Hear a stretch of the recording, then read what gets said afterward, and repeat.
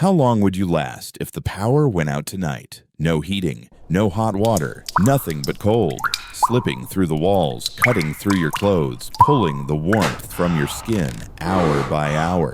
In the Middle Ages, that wasn't a crisis. It was just another day. No electric stoves, no insulated walls, no hand warmers. Yet medieval people survived. They heated themselves with smoke, with ash, with wool, with each other, and with a kind of memory we've long since forgotten. They turned rooftops into thermal batteries, cold ashes into natural heating pads. They wore cloaks like tents and slept huddled like wild animals just to stay alive. And they made it through winters so long, even death had to wait its turn. If that happened to you, would you know where to begin? Medieval people didn't fight winter with gear. They lived with it, watching, listening, learning how to trap heat in every stone, every ember, every thread of wool. In this video, you'll discover 7 ancient heating techniques. No wires, no money needed, only the laws of nature. Some come from the earth, some from the human body. Some from memories passed down across generations. Crude, yes, but brutally effective, because in a world with no other options, cold was never allowed to win. Skill 1. Sun trap and windbreak gardens.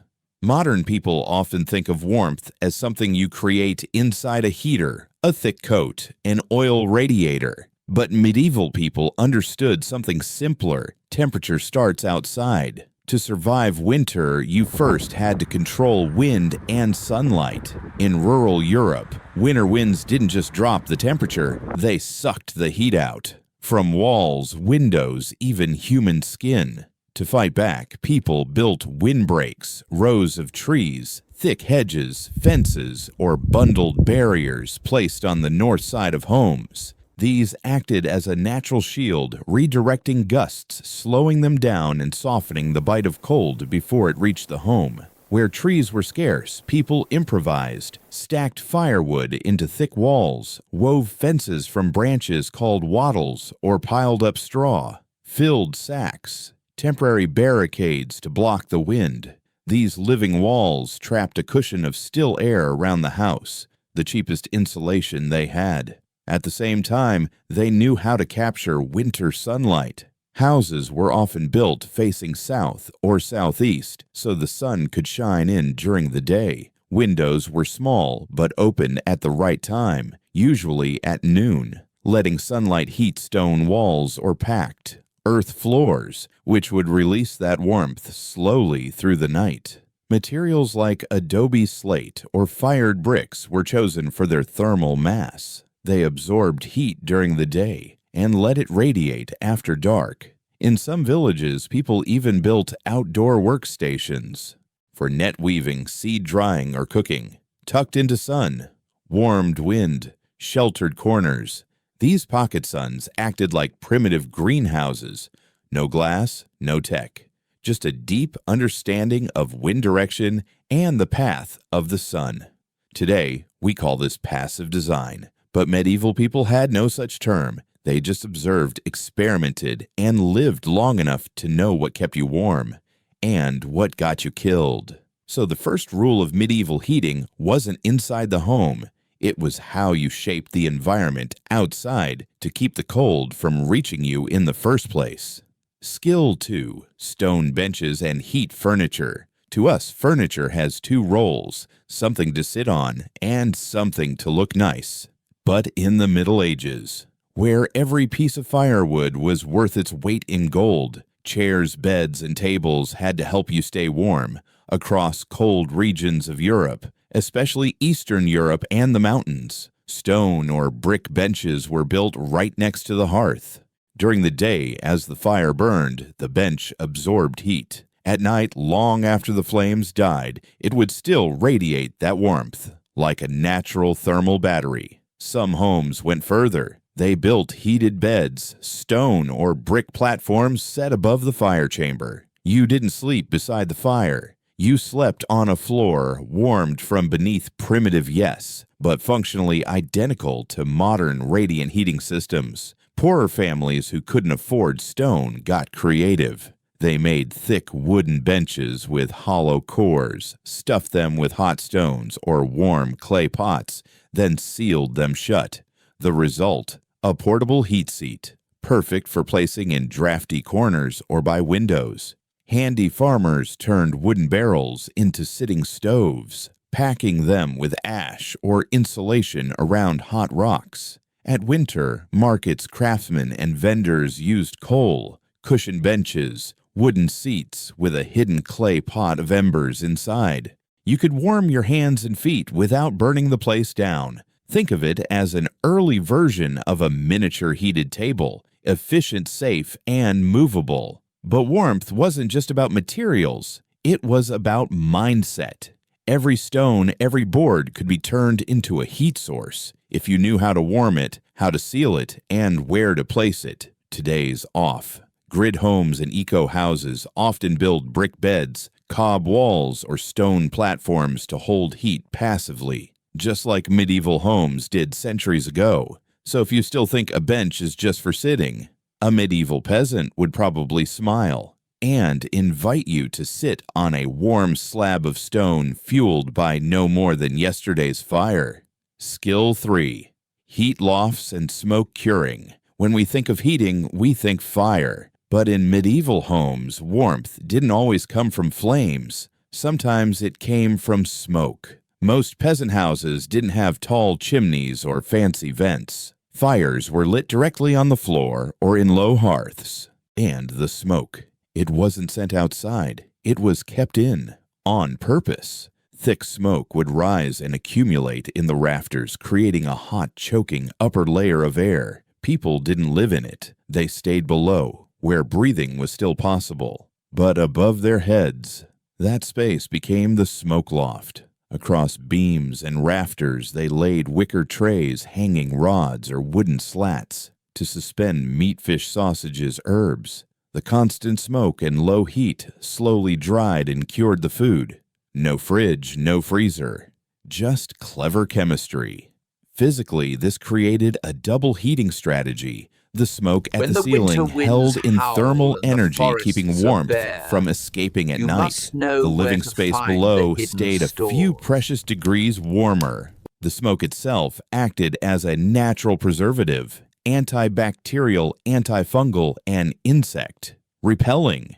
In some homes, they built actual lofts near the roof where children or hardy adults could sleep, soaking in the warmest air in the house. Cramped, smoky, and coated in soot, but warm. Why no chimney? Because chimneys wasted heat. If smoke left the house, heat left with it. So at night, instead of opening vents, people sealed them with straw cloth or hay, trapping smoke, trapping warmth. And as a bonus, the smoke kept out bugs, prevented mold, and protected wooden beams from rot. For poor farmers, it was the cheapest, most effective preservative they had. Today, we still use smoke to cure sausage, fish, and cheese. But few remember that smoke was once the very first heating blanket woven from fire air and survival. Skill 4. Wool layering and cloak dome. In the Middle Ages, there were no North Face jackets, no triple-layer thermal gear. Yet people walked into snowy fields, worked for hours in skin-cutting wind, and didn't freeze to death. They had one simple, miraculous thing: wool, and how to wear it. In every old farming culture, from England and France to Poland, wool was the armor of winter. Woven from sheep's fleece, its twisted fibers trapped pockets of still air, making it one of the most effective natural insulators, even when wet. But the secret wasn't a single thick coat. It was layering done right. A medieval farmer often wore inner layer, linen undershirt. Wicked away sweat kept skin dry. Middle layer, thin wool tunic, held warmth close to the body. Outer layer, thick wool or felted wool, blocked wind, held overall heat. Final layer, a cloak, wrapped the entire body like a mobile tent. The cloak wasn't just clothing. It was a personal heat chamber, cut in a semicircle hanging down to the ankles, draped from the shoulders. It created a pocket of warm air around the wearer. Pulled tight, it held in body heat like a canvas tent. Some cloaks were lined with fur, waterproofed with lanolin wax from sheep's wool, and came with built-in hoods to protect ears, neck, and face, the fastest places to lose heat. Wool had bonus traits too. It was naturally fire-resistant, crucial in homes with open flames. It was mildly antibacterial, rarely needed washing, and resisted odor, perfect for winters when you couldn't dry laundry outdoors. And wool wasn't just worn. It lined beds, hung as wind barriers, and was used as makeshift sleeping bags. In a cold house, a wool blanket could be worth more than a fire. Today, bushcrafters, soldiers, and survivalists still use wool army blankets, hand-knit sweaters, and handmade cloaks because they know wool doesn't need technology, just knowledge and the right way to wear it. Medieval people understood that, and they carried warmth with them, even with not a single wire in sight. Skill 5. Clay pot heaters. On a freezing medieval night, the firewood is gone. The wind howls through the thatched roof. Only glowing embers remain. What still holds the heat? Not a furnace, not a thick blanket, but a clay pot. Medieval people had a brilliant idea: clay pot heaters, ceramic bowls filled with glowing coals or hot stones working like miniature stoves. Small, portable, and perfect for smoky, cramped homes where fires couldn't burn all night. The method was simple. Heat up river stones or rough bricks in the main fire. Place them inside a thick clay pot, fireproof and heat-resistant. Cover with a wooden lid, wool cloth, or nest it inside a straw. Lined box. Move it where warmth was needed, under a bed, beneath a table beside your seat, or even tucked into your cloak. The effect was remarkable. Clay releases heat slowly. If insulated right, it can radiate warmth for 3 to 6 hours. No extra fuel needed. On the coldest days, people would place pots beneath dinner tables so the whole family could warm their feet. Hide them inside hollow benches, as mentioned earlier. Wrap them in wool and place them beside children or the elderly at night. Carry them on journeys like a pocket. Sized hot water bottle before thermoses existed. Some areas even upgraded the idea into ceramic heat batteries. Clay jars filled with embers packed in ash, retaining heat safely through the entire night. What's incredible is, this isn't just ancient history. Today's off. Grid dwellers, preppers, and survivalists are reviving the exact same trick, using terracotta pots, candles, and bricks to build no electricity heaters in bunkers and cabins.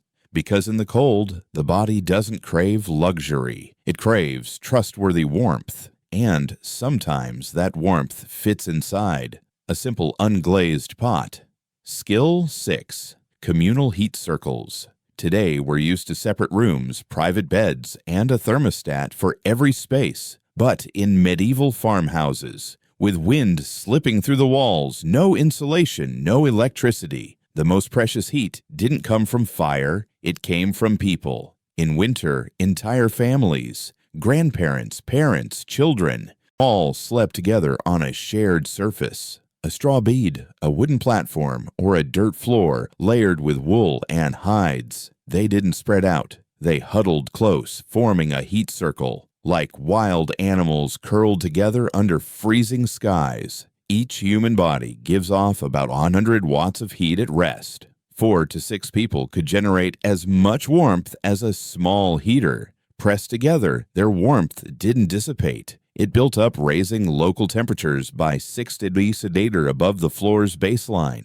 Inside this heat circle, small children or weaker family members slept in the middle, protected by the warmth of stronger bodies. Dogs, cats, even baby goats or chicks were added, not just for warmth, but for survival. Thick wool blankets, animal hides, or oversized cloaks covered the entire group, sealing in the heat. To boost the effect, medieval people designed sleeping zones like box beds. Wooden frames with thick curtains pulled shut, like a cozy thermal nest. Wall niches, hollows dug into thick stone or earth walls entered like a burrow. No wind in, no warmth out, heavy drapes or straw sacks hung around beds, cutting drafts, keeping warm breath from escaping. For them, closeness wasn't comfort. It was survival. No one talked about privacy, not when the cold could kill a child in a single night. Even today, mountaineers, survivalists, and cold weather campers still use the body heat circle, sleeping back to back, sharing warmth, just like their ancestors did. The difference modern people call it an emergency tactic, but for medieval families, it was how they lived through every single winter. No thermostat, no luxury, just each other. Skill 7. Ashbed and heat banking. In survival language, there's one golden rule. Keep the fire. Keep your life. But what if there's no more wood? No strength left to strike flint at dawn? Medieval people had a way to preserve yesterday's heat with something most of us throw away. Cold ash. 1. Ash holds heat. The warm ashbed. Before bed, people scooped warm ash from the hearth, still hiding glowing coals beneath, and spread a thin layer on the dirt floor. Dry straw or thick cloth was laid on top, creating a kind of heated bed. No fire, no smoke, no glow to give away your presence. Just steady warmth rising beneath your back for the first 2 or 3 hours of night. No one lay directly on the ash. It would burn or suffocate you. But with proper insulation, ash became silent heat, pushing back against the icy pull of the earth. 2. Fire banking, keeping flames without flame. A smarter method. Never let the fire go out.